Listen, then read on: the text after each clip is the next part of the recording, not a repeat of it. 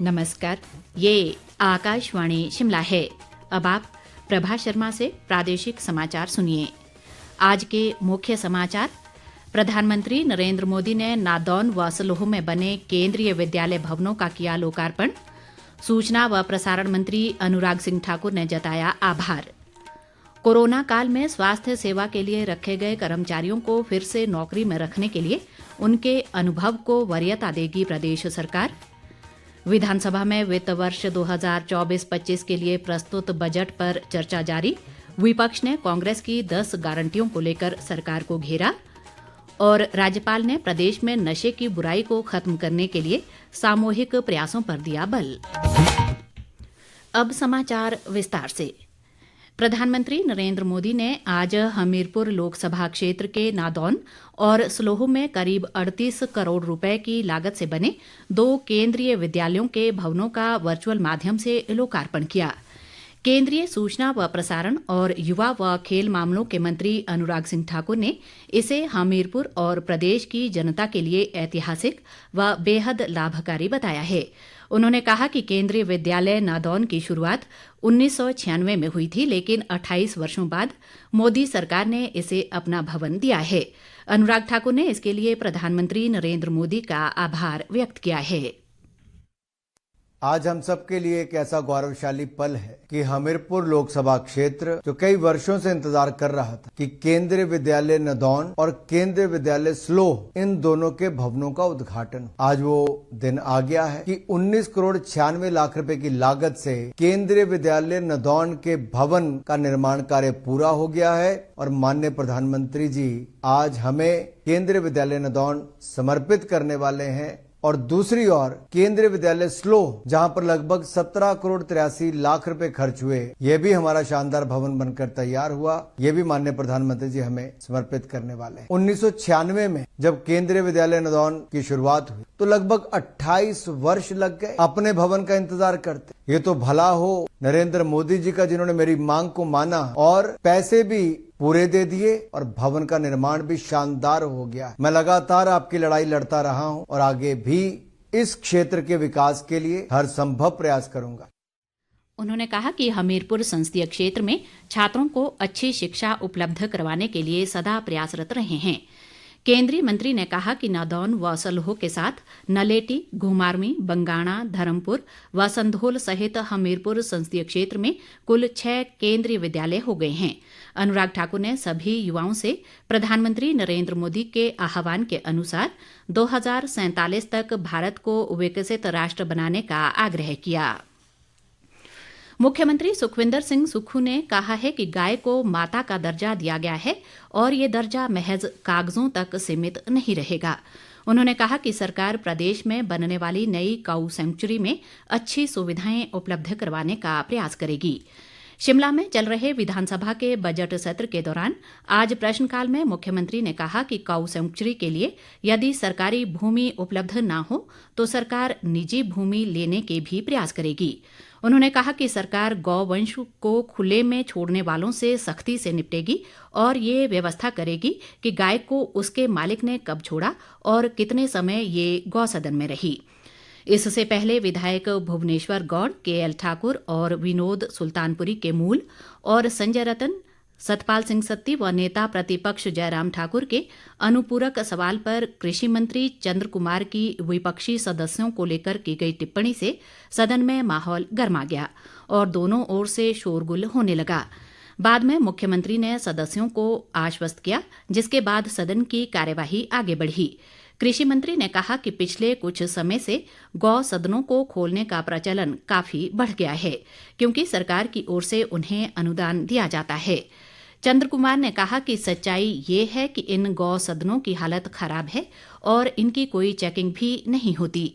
उन्होंने कहा कि प्रदेश में मौजूदा समय में 261 गौसदन हैं। इनमें से 198 गौसदनों को अनुदान दिया जा रहा है, जिनमें से 13 गौसदन पशुपालन विभाग द्वारा संचालित किए जा रहे हैं और 185 गौसदनों का संचालन गैर सरकारी संस्थाओं द्वारा प्रदेश सरकार से प्राप्त अनुदान से किया जा रहा है। कृषि मंत्री ने कहा कि आवारा पशुओं के कारण कृषि को हर साल 500 करोड़ रुपए का नुकसान हो रहा है। ऐसे में सरकार 100 करोड़ रुपए खर्च कर इसे बचा सकती है। विधायक राकेश जम्वाल द्वारा पूछे गए सवाल के जवाब में मुख्यमंत्री सुखविंदर सिंह सुक्खू ने कहा कि कोरोना काल के दौरान स्वास्थ्य सेवा के लिए रखे गए कर्मचारियों को फिर से नौकरी में रखने के लिए सरकार उनके अनुभव को वरीयता देगी। उन्होंने कहा कि सरकारी विभाग में जितने भी कर्मचारियों की नियुक्ति की जाती है वो नियमों के तहत होती है, लेकिन कोरोना काल में जो नियुक्तियां हुई थीं उसके लिए कोई नियम नहीं बने थे। बावजूद इसके सरकार ने मानवीय आधार पर इन्हें एक्सटेंशन दी। उन्होंने कहा कि इनका मानदेय भी जारी किया गया है और इनकी 3.5 करोड़ रुपए की देनदारी लंबित है, जिसे जल्द जारी किया जाएगा। मुख्यमंत्री सुखविंदर सिंह सुक्खू द्वारा 17 फरवरी को वित्तीय वर्ष 2024-25 के लिए प्रस्तुत बजट पर सदन में आज भी चर्चा जारी रही। कृषि मंत्री चंद्र कुमार ने चर्चा में हिस्सा लेते हुए कहा कि ये बजट प्रदेश को नई दिशा देने वाला है। उन्होंने कहा कि मुख्यमंत्री ने सीमित संसाधन होते हुए भी प्रदेश की अर्थव्यवस्था को पटरी पर लाने की कोशिश की है। उन्होंने खेद जताया कि आपदा के समय में प्रदेश को अब तक का सबसे बड़ा नुकसान झेलना पड़ा, लेकिन केंद्र से प्रदेश को कोई सहायता नहीं मिली। बजट चर्चा में हिस्सा लेते हुए भाजपा विधायक विपिन सिंह परमार ने कांग्रेस सरकार पर जमकर निशाने साधे। उन्होंने स्वास्थ्य सेवाओं से लेकर कांग्रेस की 10 गारंटियों पर कांग्रेस सरकार की घेरेबंदी की। उन्होंने कहा कि बजट पूरी तरह से नीरस है और लोगों को गुमराह करने वाला है। उन्होंने कहा कि सरकार के पिछले और इस बजट में कोई खास फर्क नहीं है। तकनीकी शिक्षा व टीसीपी मंत्री राजेश धर्माणी ने कहा कि बजट में हिमाचल को आत्मनिर्भर बनाने का रोड मैप है और इसमें हर वर्ग का ध्यान रखा गया है। भाजपा के डॉक्टर जनक राज ने बजट चर्चा में हिस्सा लेते हुए स्वास्थ्य सुविधाओं की खस्ता हालत पर प्रदेश सरकार की घेराबंदी की और कहा कि प्रदेश सरकार घोषणाओं तक ही सीमित है। उन्होंने कहा कि सरकार ने पुराने बजट में स्वास्थ्य सुविधाओं को सशक्त करने का उल्लेख किया था, लेकिन धरातल पर कुछ नहीं उतरा है। उन्होंने कहा कि प्रदेश सरकार जनजातीय क्षेत्रों के लोगों के हितों का ध्यान रखने में विफल रही है। कांग्रेस के राजेंद्र राणा ने चर्चा में भाग लेते हुए हिमाचल प्रदेश की माली हालत को सुदृढ़ करने के लिए ठोस कदम उठाने पर जोर दिया। उन्होंने प्रदेश सरकार से आग्रह किया कि JOAIT अभ्यर्थियों को कंडीशनल नियुक्तियां दी जाएं। भाजपा के त्रिलोक जम्वाल ने कहा कि प्रदेश सरकार ने गारंटियों के नाम पर लोगों को गुमराह किया है। उन्होंने कहा कि प्रदेश में आई आपदा में पात्रों को मुआवजा नहीं मिल पाया है और प्रदेश सरकार के कार्यकाल में उद्योग पलायन कर रहे हैं। त्रिलोक जम्वाल ने बजट को आंकड़ों का मायाजाल करार दिया और विधायक क्षेत्र निधि में बढ़ोतरी को भी नाकाफी बताया। कांग्रेस के कुलदीप सिंह राठौर ने बजट को सर्वहितकारी करार दिया और कहा कि इसमें सभी वर्गों को कुछ न कुछ दिया गया है। भाजपा के बलवीर वर्मा ने कहा कि प्रदेश सरकार ने अपने दोनों बजटों में हिमाचल की जनता को ठगने का काम किया है। उन्होंने कहा कि इस बार के बजट में कुछ भी नया नहीं है। चर्चा में विधायक संजय अवस्थी, दीपराज, मोहनलाल बराकटा, लोकेंद्र कुमार, विनोद सुल्तानपुरी, दलीप सिंह और इंद्र सिंह गांधी ने भी हिस्सा लिया। राज्यपाल शिव प्रताप शुक्ल ने प्रदेश में नशे जैसी बुराई को खत्म करने के लिए सामूहिक प्रयासों पर बल दिया है। उन्होंने कहा कि नशा मुक्ति के लिए पंचायत स्तर तक एक सघन जागरूकता अभियान चलाने की आवश्यकता है। राज्यपाल ने आज बिलासपुर जिला के विजयपुर में चेतना संस्था के रजत जयंती समारोह में बतौर मुख्य अतिथि शिरकत की। उन्होंने कहा कि भारत युवाओं का देश है और इस युवा ऊर्जा का सही दिशा में उपयोग करने से ही भारत वर्ष 2047 तक एक विकसित राष्ट्र बन सकेगा।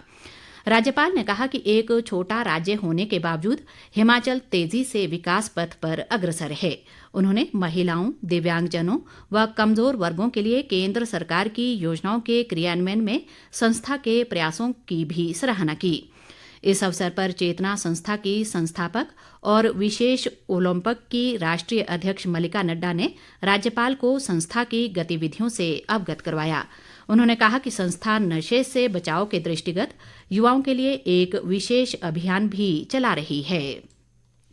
अंत में मुख्य समाचार एक बार फिर। प्रधानमंत्री नरेंद्र मोदी ने नादौन व सलोह में बने केंद्रीय विद्यालय भवनों का किया लोकार्पण। सूचना व प्रसारण मंत्री अनुराग सिंह ठाकुर ने जताया आभार। कोरोना काल में स्वास्थ्य सेवा के लिए रखे गए कर्मचारियों को फिर से नौकरी में रखने के लिए उनके अनुभव को वरीयता देगी प्रदेश सरकार। विधानसभा में वित्त वर्ष 2024-25 के लिए प्रस्तुत बजट पर चर्चा जारी। विपक्ष ने कांग्रेस की 10 गारंटियों को लेकर सरकार को घेरा। और राज्यपाल ने प्रदेश में नशे की बुराई को खत्म करने के लिए सामूहिक प्रयासों पर दिया बल। इसी के साथ ये समाचार बुलेटिन समाप्त हुआ। नमस्कार।